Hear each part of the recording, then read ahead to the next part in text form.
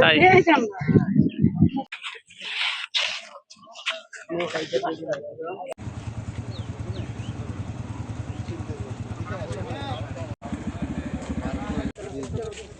ঠিক আছে।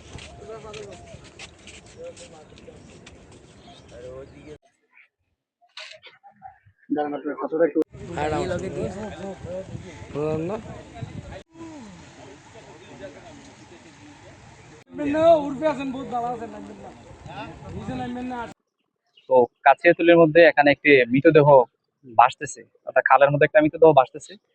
এই খবর পেয়ে আসলে আমরা এখানে আসি এবং আসার পরবর্তীতে আমরা দেখলাম যে এখানে কোতোয়ালি থানার ভারপ্রাপ্ত কর্মকর্তা এবং কি এখানে যে পাড়ি থানা রয়েছে তাদের নেতৃত্বে আসলে যে মৃতদেহটি যেটি আছে সেই মৃতদেহটি উঠানোর জন্য তাদের কার্যক্রম।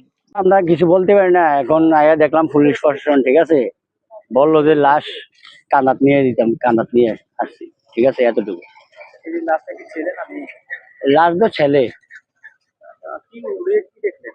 উঠে কি আলামত দেখলাম যে নৌকার ইয়াটিয়া ছুটে গেল আসতে, উঠানোর কথা না।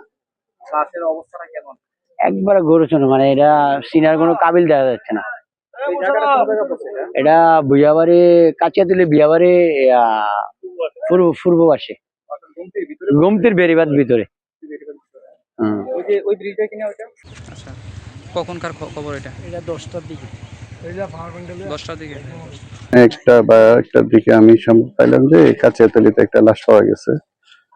আমি নিজে আসলাম, আমাদের আইসির দায়িত্বে থাকা শঙ্কর এবং সাব ইন্সপেক্টর জহির সহ অনেকে আসছে আমাদের টিমের।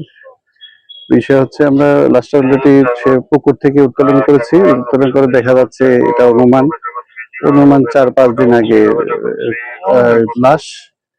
তো আমরা যেহেতু এখনো কাউকে শনাক্ত করতে পারি নাই, আমরা ওনার শনাক্ত করার জন্য ব্যবস্থা নিচ্ছি।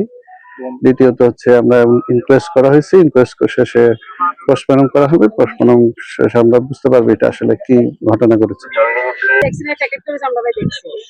কখনকার ঘটনা এটা? কখন ঘটনা আমরা বলতাম না, আমরা এই মাত্র শুনছি, মাত্র আইসে আইতে প্যাকেট দিয়ে রাখছে, দিকে জানি, তখন আমরা দেখছি পরিচয় পাওয়া গেছে না। না ভাই, এখানে লাশ মারা গেছে। কিভাবে লাশটা মারা গেছে? দম বন্ধ হয়ে মারা গেছে, পানিতে।